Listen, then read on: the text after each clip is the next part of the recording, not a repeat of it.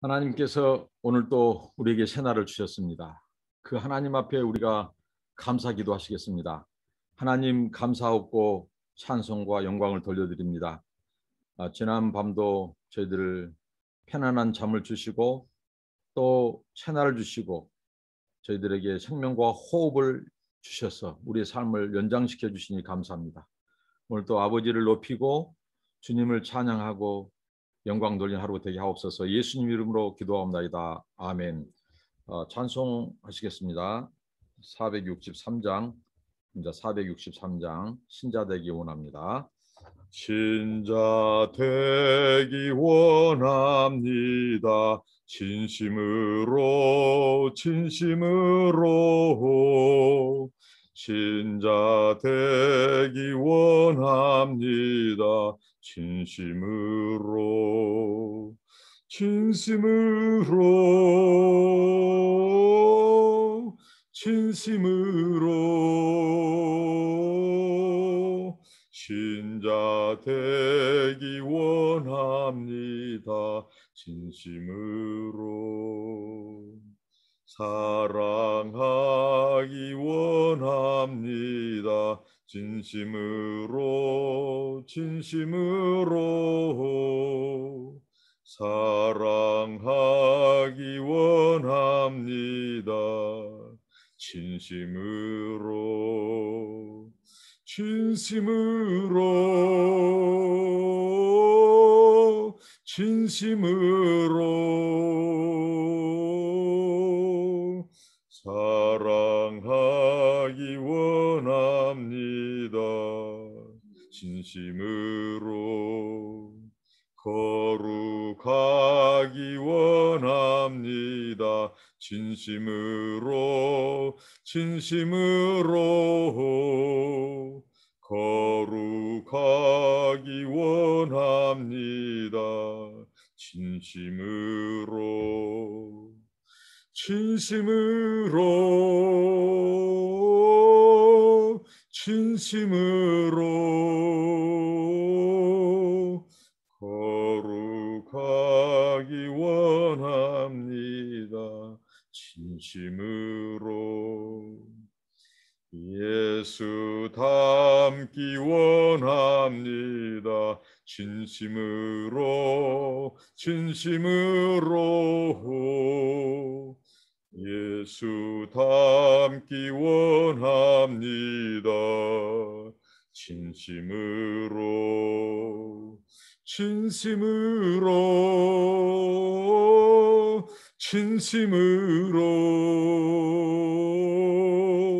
예수 닮기 원합니다.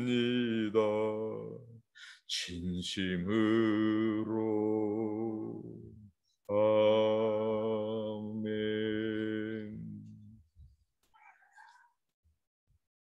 하나님의 말씀입니다. 신약성경 야고보서입니다. 야고보서 3장 1절로 오늘 13절 말씀입니다.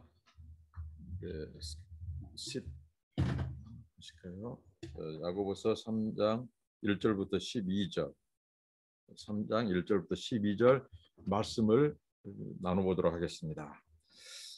오늘 야고보 사도가 역시 흩어진 교회, 당시 이 초대교회 성도들 박해를 피해서 흩어져서 타양에서 타국에서 타지에서 나그네로 살아가고 있는 흩어진 그 신자들, 그 유대교에서 개종하고 또 했던 그 신자들, 그 형제자매들에게 이 편지를 쓰는데요.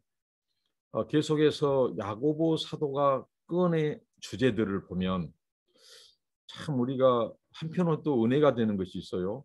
그것은 뭐냐면요, 우리가 오늘날 초대교회에 대한 이 신드롬, 초대교회에 대한 이 환타지라 할까요?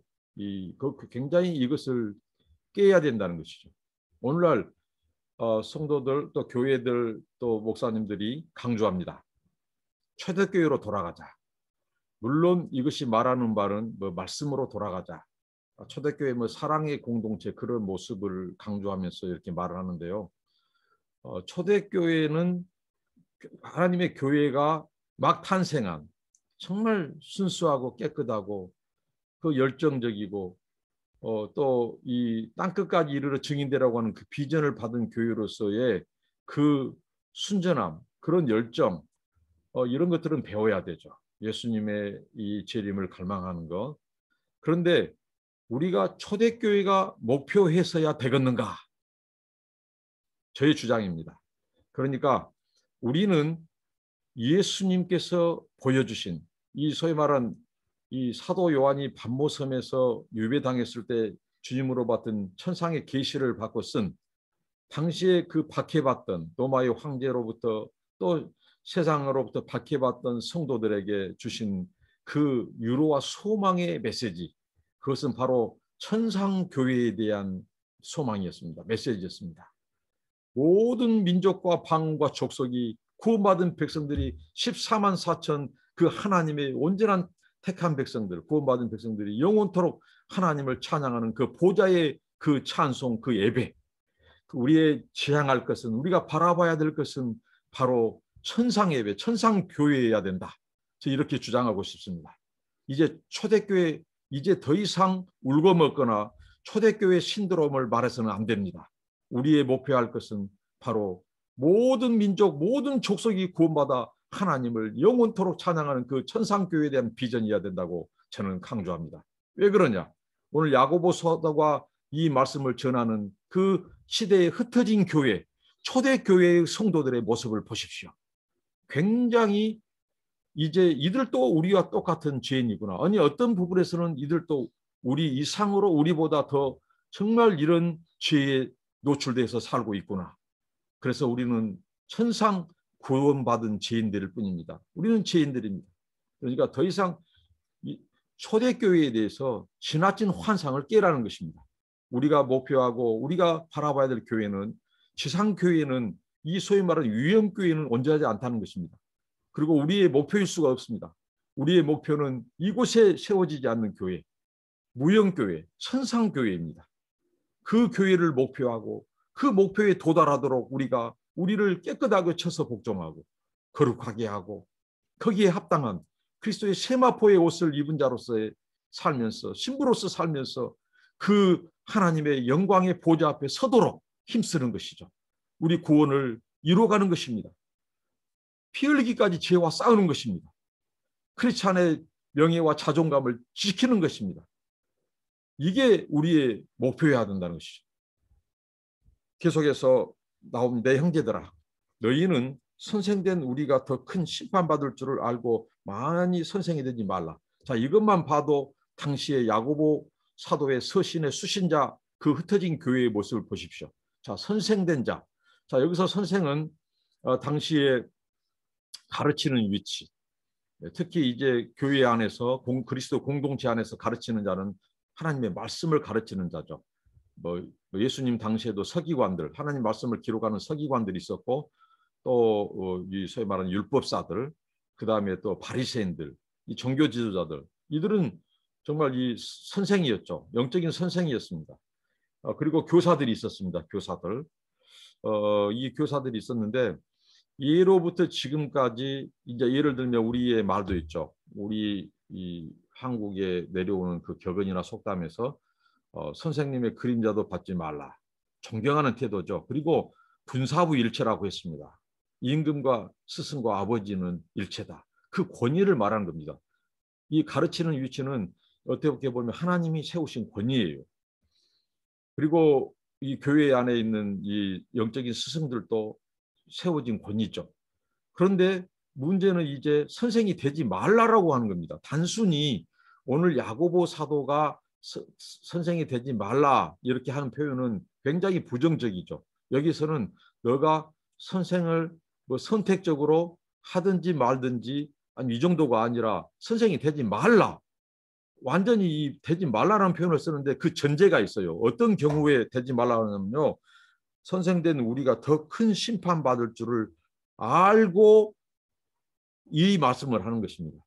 그러니까 무슨 말이냐면 이 선생의 위치라고 하는 것이 다른 사람들보다 뭐 심판이 더 크다 많다 이러한 것이 아니라 그 책임을 말하는 겁니다. 책임.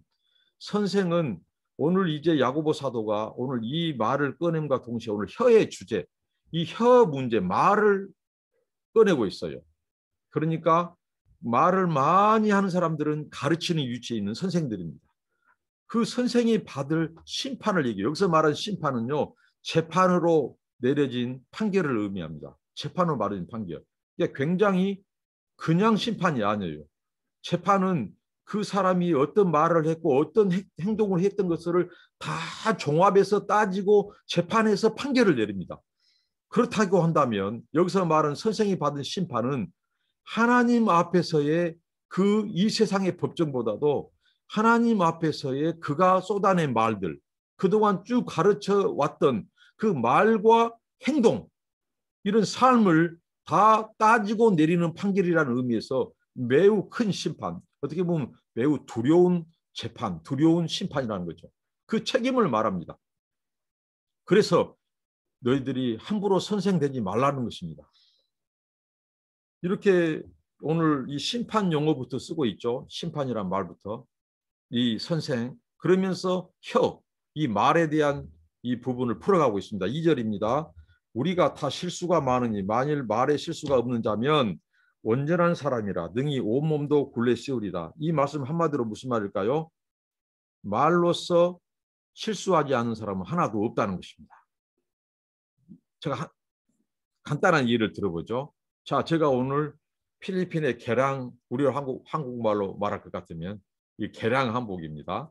이 바롱이라고 하는 스페인 강점기 때 그 사람들이 남겨둔 이 의상 중에 하나가 필리핀의 이제 전통 의상이 됐죠. 이 바롱이라고 하는 것입니다. 바롱. 그런데 이 바롱을 개량을 했습니다. 이 옷을. 그런데 제가 오늘 이 옷을 잘 지금 차려입고 왔어요. 이게 비싸지 않은 옷입니다. 그런데 제가 웃기자고 막 예를 들면 제가 생각 없이 무심코 뱉은 말을 이렇게 할 수 있어요. 제가 이렇게 이 오늘 배경도 캄캄하고 내 옷도 시큼하고 해서 여러분 제가 저승사자 같이 보입니까? 자, 보십시오. 이 말 간단히 웃고자 한 말이지만 어떻게 보면 우리가 저승사자라고 하는 것을 쉽게 말하는 거죠. 쉽게. 그러니까 비성경적인 세계관에서 오는 말, 막 그런 이방 종교에서 오는 말이라든가, 그 다음에 저승사자는 정말 이 하나님의 천사와는 완전히 다른, 그러니까 하나님의 통치를 이 어떻게 보면 받아들이지 않고 이방 종교의 사상을 말하는 것이고, 또 우리의 입술로 이 저승사자 좋지 않는 이런 용어를 웃기자고 썼는데 무심코 뱉었는데 이것은 곰곰이 따져보면 이것도 실수입니다. 이를테면 이렇게 우리는 많은 말 속에서 나도 모르게 암암리에 실수한다고요. 말이 온전한 사람은 이 세상에 거의 없다는 거죠. 거의 전무하다는 것입니다. 이걸 강조합니다. 만약에 말로 실수가 없는 자면 온전에 가깝다. 이렇게 말을 할 정도로 이 말에 실수가 없는 사람이 없다. 이렇게 야고보 사도는 말을 합니다. 그러니까 우리가라는 표현을 속에서 자기도 예의가 아니라는 겁니다. 지금 야고보 사도, 이 사도의 위치에서 얼마나 많은 말씀으로 권면합니까? 가르칩니까? 그런 그도 자신도 온전하지 못하다는 것을 포함시켜서 얘기하고 있습니다. 우리는 다 말의 실수와 관련돼 있죠. 그래서 만약에 말이 실수가 없이 온전한 사람이라면 성숙한 사람을 말합니다. 완전히 우리가 뭐 예수님처럼 완전한 그런 자리가 아니라 성숙한 사람이란 거죠. 그러면 온 몸을 굴레 씌울 수 있다는 거죠. 그러니까 우리가 말의 실수를 통해서 온 몸이 굴레 씌울 수 없어요. 온 몸을 우리가 온전히 통제할 수 없다는 겁니다. 자, 우리 몸에 많은 우리 신체 기관들이 있지만 이 몸을 통제할 수 있는 것은 이 말 때문에 온전히 굴레가 씌워지지 않아요. 그 정도로 이 혀의 실수, 말의 실수는 우리 인간들에게 있어서 매우 아주 거의 다반사다는 거죠. 이것을 강조합니다. 이걸 전제합니다. 정말 우리 말로 실수, 여기서 말하는 실수는 뭐 실패, 또 이 말로 인한 죄, 이것을 다 포함시켜서 말을 하고 있습니다. 3절입니다. 우리가 말을 순종케 하려고, 여기서 말은 이 짐승 가축의 말이죠. 제가 이거 말과 말의 차이를 한번 생각해 본다고 했는데 그렇게 못하고 지금 들어왔습니다. 이 이제 여기서 말한 것은 가축이죠, 가축. 그 말을 순종케 하려고 입에 재갈먹이 온 몸을 의거한다고 말합니다. 여러분, 그 말은 우리가 보통 이제 망나니 같이 뛴다. 이게 말의 새끼죠. 이게 말의 특징은요, 이 뛰는 겁니다. 얼마나 에너자이저죠. 아주 분출된. 그러니까 그 천리를 뛰는 그 말이 있는 거죠. 이렇게 아주 박진감 넘칩니다. 근데 그 힘세고 민첩하고 빠르고 막 뛰는 에너지가 분출하는 그 짐승, 그 동물 말도 이 무엇으로 어갑니까? 예, 재갈이라고 하는 이 쇠 있죠, 쇠를 입에 물리죠. 그 재갈로 의거합니다. 의거한다는 말은 컨트롤, 통제하는 거죠. 지배하는 거죠. 그것으로 통제합니다. 잘 따릅니다. 이게 아이들도 그 재갈 먹인 말은 끌고 갈 수 있어요. 아이들도. 그 정도로 이렇게 의거한다는 거죠. 말을 순종케 하려고. 그리고 또 하나 예를 든 거 있죠. 배입니다. 저 망망대해를 항해하는 배. 그 배를 보라. 오늘 이게 이 먹는 배인지 또 우리의 배인지 또 떠다니는 배인지 참 이것도 우리가 좀 구분 지어서 이 높낮이를 한번 정리를 제가 해봐야겠네요. 자, 이 바다에 떠다니는 배입니다. 근데 그렇게 큰 배가 이제 어떻게 합니까? 항해하다가 광풍에 밀려가요. 그럴 때 이 사공, 이 선장 캡틴이 이 돌리는 거 있죠. 돌리는 거. 그것보다 이 키죠. 키, 조타 장치. 이 키, 그게 키입니다. 그걸 통해서 배를 통제합니다. 어거합니다. 방향이 휩쓸려 가는 것을 이제 위치를 이제 정위치로 돌리는 거죠. 작은 키로 사공의 뜻대로 운전한다는 거죠. 그러면서 혀에 비교하고 있죠. 자, 5절입니다. 이와 같이 혀도 작은 지체로 돼 큰 것을 자랑하도다. 보라 어떻게 작은 불이 어떻게 많은 나무를 태우는가. 자, 여기서 공통점이 있죠. 그 사공의 그 키, 배를 통제하는 사공의 키, 그 다음에 말을 어거하는, 말을 재갈 먹이는 이 말을 통제하는 재갈, 말의 재갈, 또 사공의 키. 이것은 또 여기서 말하는 것은 또 있죠. 혀가 이제 이 불로 묘사되고 있는데 이제 자, 이것은 공통점이 있죠. 이 불, 작다는 것입니다. 작은 것이로되. 그러니까 이 말을 재갈 먹이는 그 말을 의거하는 재갈, 그리고 사공의 키, 또 이 불씨 이런 것들은 굉장히 작은 것입니다. 미물입니다. 작은 것입니다. 그런데 무엇을 통제해요? 육중한 이 큰 힘센 이 말을 통제하고 또 큰 배, 항해를 망망대해를 가로질리는 그 배를 그 작은 키가 통제한다는 거죠. 이 역할이라는 거 역할.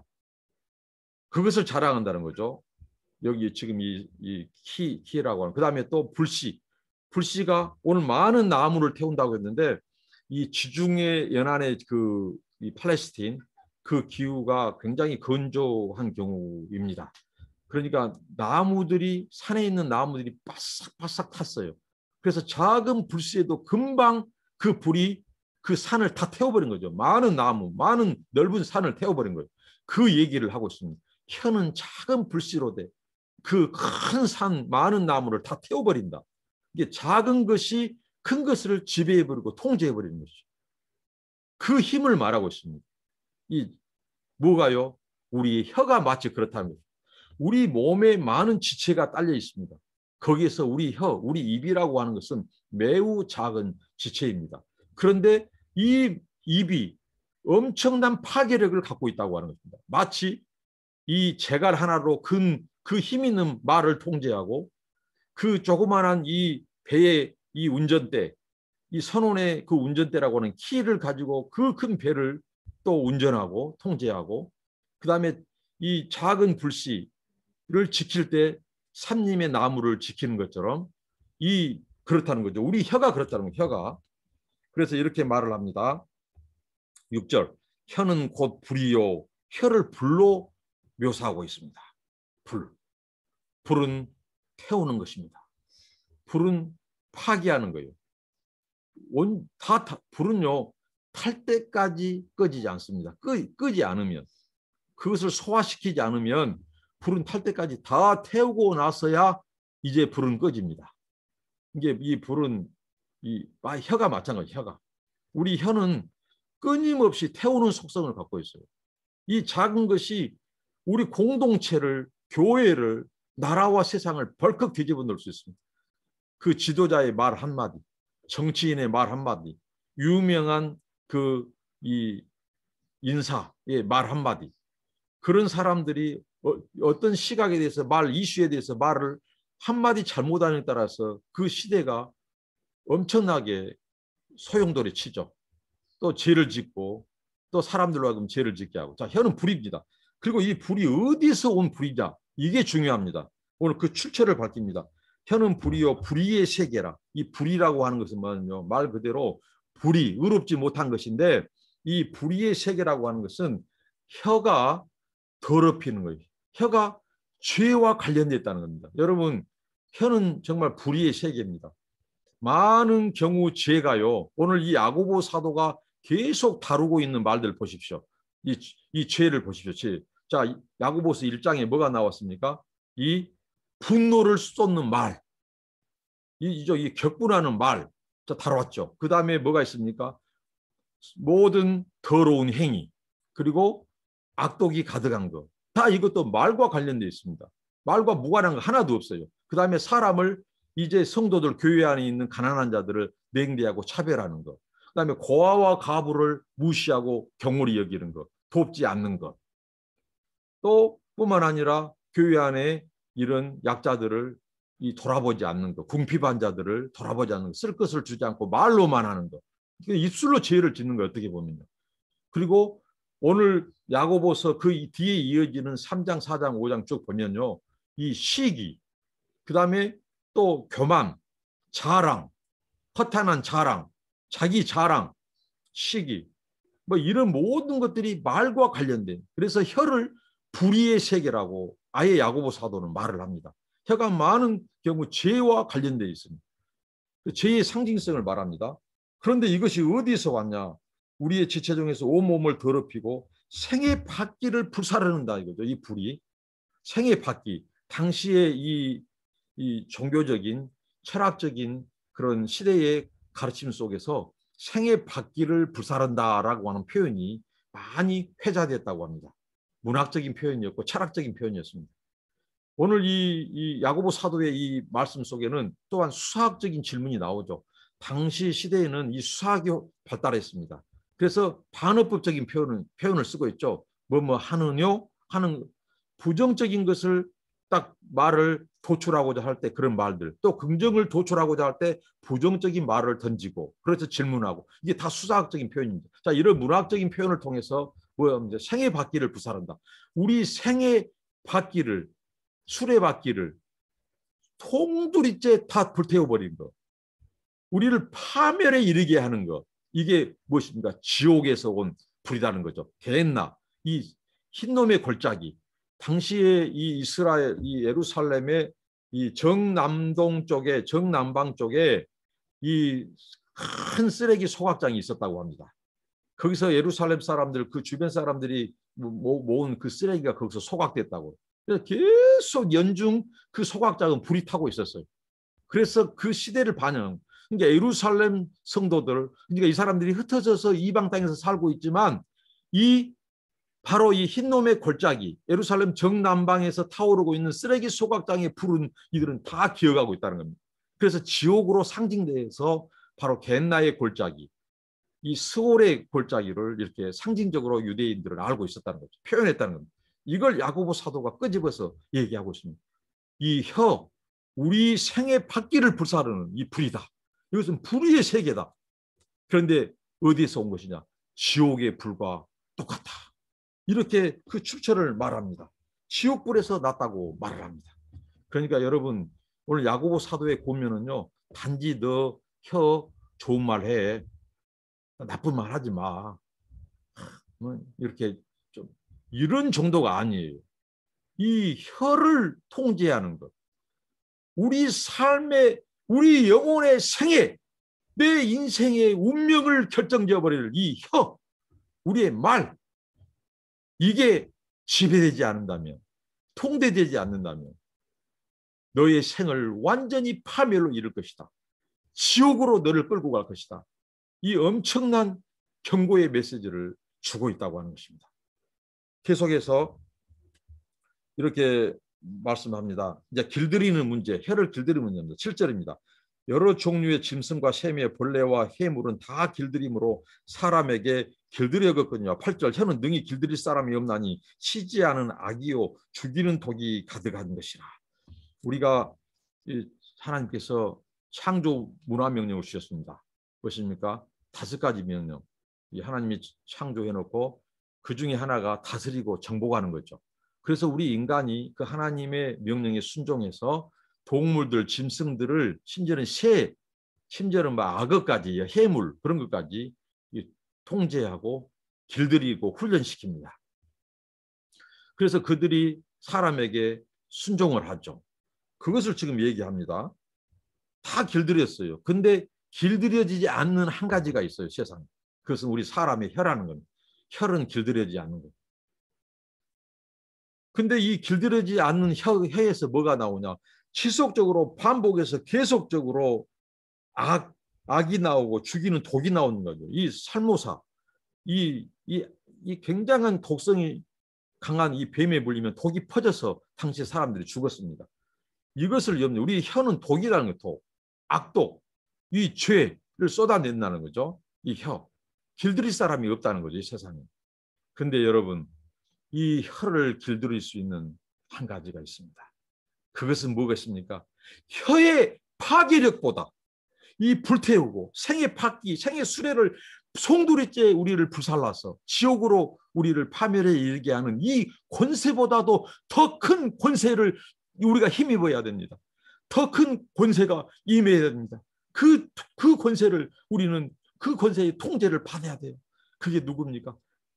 하나님의 긍휼입니다.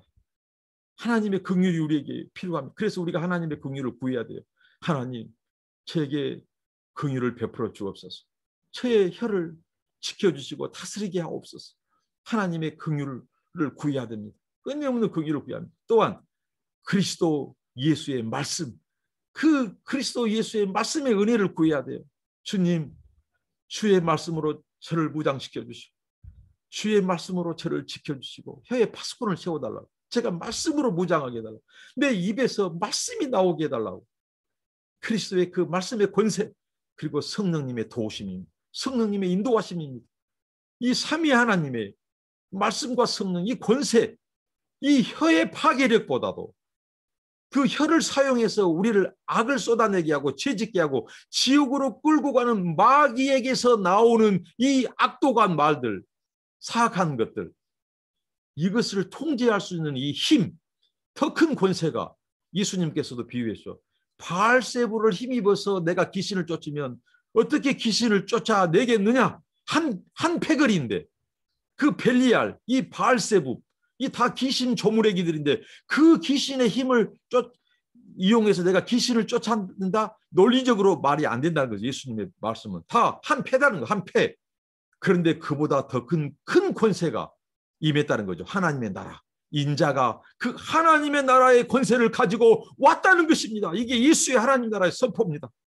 더 큰 권세, 마귀의 권세보다 더 큰 장악력, 더 큰 파괴력, 더 큰 생명력과 구원력을 주는 이 하나님의 나라가 인자인 나로부터 임했다. 이 예수의 그 권세가 우리에게 임해야 됩니다. 그래서 우리는 예수님을 온전히 예수님의 지배를 받고 성령님의 통제를 받아야 됩니다. 이게 성령 충만입니다. 성령의 온전한 지배, 통제를 받는 것이 성령 충만입니다. 이럴 때 우리는 이 혀를 비로소 우리의 말을 통제하고 길들일 수 있는 것입니다. 여러분, 오늘 야고보 사도가 주시는 말씀은 이겁니다. 예수 그리스도를 안다고 하고 예수 그리스도를 믿는다고 하는데 이 혀가 제갈 먹이지 않고 통제되지 않는 사람, 자, 피상적으로 이 야고보가 계속 말하는 것은 말뿐인 신자들, 말뿐인 그 믿음은 행함으로 순종되지 않는 것은 다 헛된 경건, 헛된 믿음, 가짜라는 거죠. 이것은 우리의 하나님께서 구원에 요구하는 의를 이룰 수 없습니다.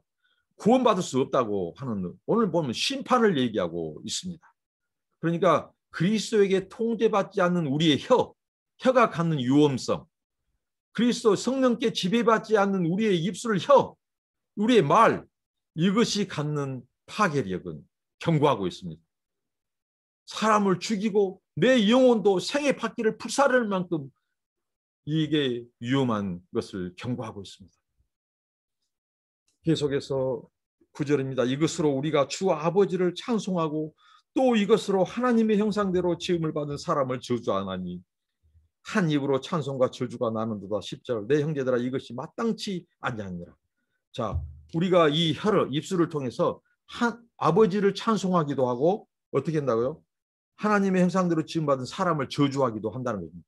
이것은 우리 혀의 이중성을 말합니다. 혀의 특성을 말합니다. 혀의 특성.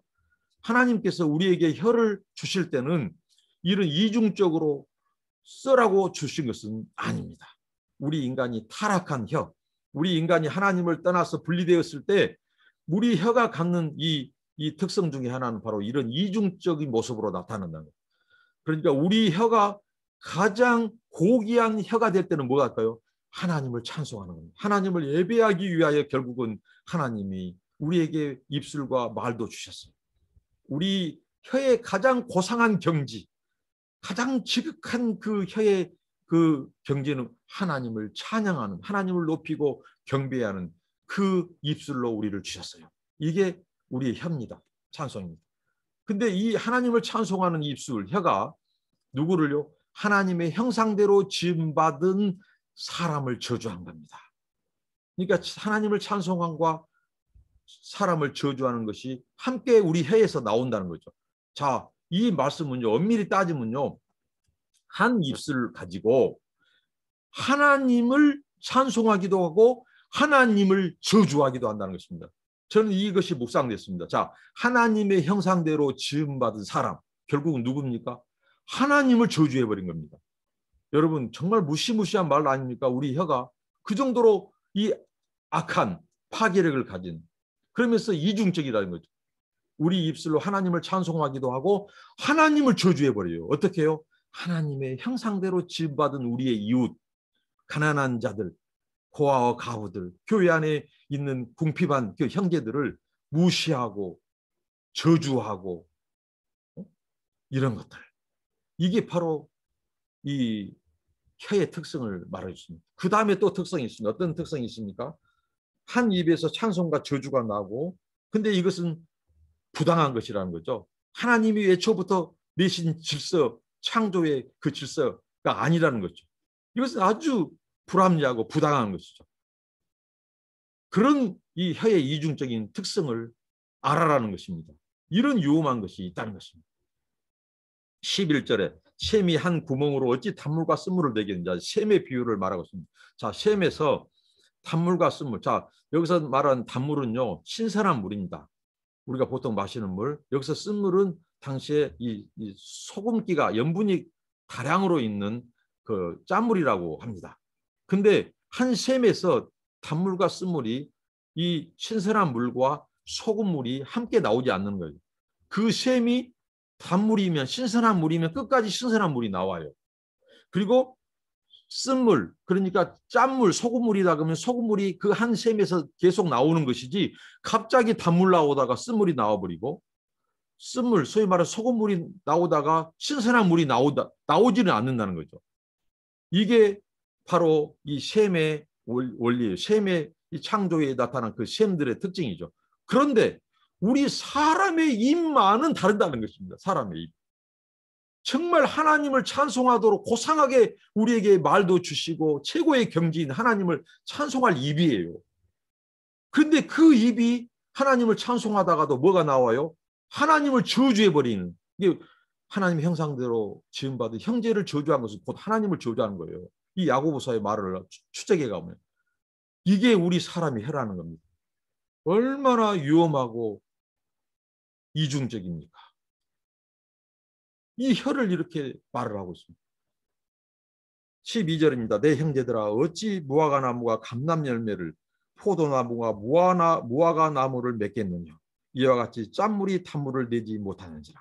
자, 무화과 나무의 특성을 주신 분이 누굽니까? 하나님입니다. 이거 창조의 원리고 질서입니다. 그 다음에 무슨 열매입니까? 감람나무, 포도나무. 다 포도나무의 특성. 포도나무는 포도나무 열매를 맺도록 했고, 하나님께서 감람나무는 감람나무 열매를 맺도록 거기에 있는 이 소위 말하는 이 DNA를 심었습니다. 그 특성을 심어놨어요. 물도 마찬가지죠. 샘도 단물이 나오는 샘은 단물만 나와요. 석회질이 있는 물은 석회수만 나와요. 소금기가 있는 물은 소금기만 나와요. 다 이게 창조의 자연도 마찬가지라는 겁니다. 이게 특성이라고 하는 것입니다. 이게 특성. 그러면서 우리 사람의 입에서 나온 말을 강조할 때 무엇을 말할까요? 그 사람에게 지금 무엇이 들어가 있는가? 그 사람에게 지금 무엇이 지금 작동하고 통제되고 있는가? 이것을 말하고 있습니다. 자, 오늘 선생된 자 얘기했을 때 사람들이 왜 선생 되려고 한 줄 아십니까? 당시의 사람들이 1세기, 2세기 이른 초대교회 사람들이 당시에 이 가르치는 철학자라든가 교회의 종교 지도자들, 이 납비들 굉장히 권위가 있었습니다. 권위뿐만 아니라 권세도 있었어요. 또 그들의 명성과 그 명예가 있었단 말입니다. 그래서 선생되려고 했던 거예요. 그런데 오늘 야고보 사도는 너 말이 갖는 유엄성, 그 이중성, 이 파괴력을 네가 생각한다면 오히려 많은 말로 실수하고 죄를 짓게 할 수 있는 유엄성이 있는 이 함부로 선생되지 하려고 말아. 근데 왜 그들이 선생되려고 했다고요? 자기가 높아지려고 했습니다. 자기 이름을 내려고 했다는 겁니다. 당시 사람들이. 선생이 그 직위만을 생각했어요. 책임은 생각하지 않았어요. 그 선생이 갖는 그 책임, 말의 책임, 그거 뭐예요? 최종적인 재판으로 내려진 판결, 심판에 대한 그 무서운 그 경고는 그들이 망각하고 단지 선생이 주는 그 화려한 위치, 직위, 그 이름, 권세, 명성, 이름, 그것만을 추구했다는 것입니다. 그래서 오늘 이 결론적으로 무엇입니까? 그런 자들, 우리가 이 말, 어떤 자리예요? 열매를 보고 주님은 안다고 했습니다. 지금 우리 혀가 만약에 형제를 저주하는 말, 정말 사악한 말, 정말 이 악독이 가득한 말, 저주를 퍼붓고 정말 예수님이 없는 것처럼 예수님을 믿지 않는 것처럼 쏟는 말, 그런 말의 열매가 무슨 말이다고요? 그것은 지옥의 불, 네 생의 바퀴를 불살라버리는 그 지옥에서 온 불이라는 겁니다. 그것은 성령의 불, 성령의 말이 아니라는 거죠. 그래서 이렇게 말을 합니다. 어떤 말을 합니까? 우리가 이 하나님을 아는 것, 하나님을 아는 데서 나오는 말을 이해해야 된다는 거죠. 네, 말씀이 한 입으로 찬송과 저주가 나른다. 이거 합당치 않다. 이 하나님, 그러니까 이 말은 네, 제가 더 찾아봐야겠습니다. 그러니까 무슨 말이냐면요, 하나님을 안다고 하는 그 지혜, 여기 나오죠. 그 지혜, 거기 지혜에서 나오는 말이었다는 거죠. 그 지혜, 세상적인 그런 철학자들이나 그런 세상의 납비들이 가르치는 거기에서 오는 지혜가 아니라 이 하나님을 아는 지혜에서 나오는 혀, 그 길들여진 혀, 그 온유함, 그 온유함이 우리에게 나와야 한다는 거죠. 예, 그것은 바로 내일 말씀이군요. 제가 오늘 본문을 13절까지 알고 이렇게 묵상했는데요. 그것은 이제 내일 나옵니다. 그러니까 결론적으로 우리 혀 정말 무서운 파괴력을 갖습니다. 여러분, 우리의 혀를 우리가 다스릴 또 지배할 자 없습니다. 더 큰 하나님의 긍휼, 예수님의 말씀, 권세, 성령, 그 성령에 의해서 지배돼야 됩니다. 오늘 우리의 말은요, 우리가 무엇을 품고 생각하고 추구하고 있는가를 말해주고 있습니다. 하나님을 찬송하면서도 형제를 저주하는 그 말이 우리 가운데 쏟아져 나온다면 그것은 성령의 열매가 아닙니다. 성경의 사도 바울이 말한 갈라디아에서 성령의 열매도 보면 다 말과 관련된 열매, 말이 포함되지 않는 열매가 9가지 열매 중에서 단 한 가지도 없다는 사실입니다. 마찬가지로 우리가 지은 모든 죄악들의 면면을 보면 우리의 혀와 말이 거기에 들어가지 않는 것이 하나도 없습니다. 그래서 불이요, 파이어요, 불의의 세계고 지옥의 불에서 온 것이라고 말합니다. 여러분, 우리의 열매가 우리를 말해줍니다. 우리의 혀의 말, 그 열매가 오늘 우리가 참된 그리스도인이냐, 예수가 있느냐, 하나님을 믿느냐, 정말 예수를 진정으로 믿는 사람이냐, 하나님을 두려워하지 않는 사람이냐는 우리 말의 열매, 혀의 열매를 통해서 알 수 있습니다. 우리가 우리 혀를 돌아봅시다. 그곳에서 우리가 내는 것이 찬송과 저주, 탐물과 쓴물을 내는 이런 이중적인 유성적인 말은 아닌지 우리의 삶의 모습을 보고 우리가 생의 팥기를 부살라버린 그 혀를 제어하고 성령과 말씀으로 통제하는 그런 저희가 되기를 바랍니다. 여러분, 제 가상 배경에 날마다 함께 1시간 기도, 1시간 성경 읽기 운동, 지금 하나님께서 이 미말 같은 부족한 자를 통해서 우리 정말 믿는 자들, 선교사님들, 비록 소수지만 날마다 밤에 한국 시간 10시부터 12시까지 1시간은 개인 기도로 하나님께 부르짖어 기도하고 1시간은 같이 성경이 있습니다. 왜 그렇습니까? 우리의 온 몸을 이 세갈 먹이기 위해서, 온 몸을 말씀과 기도 성령으로 굴레 씌우기 위해서 그렇습니다. 거룩한 신부로 우리가 주님 맞이하려고 이렇게 살아가려고 몸부림치고 있습니다. 기도하겠습니다. 하나님 감사합니다. 이 주신 말씀 지켜 순종하는 저희들 되게 하시고 우리 입술을 지켜주시고 하나님을 찬송하고 사람을 살리고 영혼을 살리는 덕을 세우는 사랑의 말, 주여 은혜를 끼치는 말만 지속적으로 내는 샘물이 되게 하옵소서. 예수님의 이름으로 기도합니다. 아멘. 여러분들을 축복합니다. 감사합니다.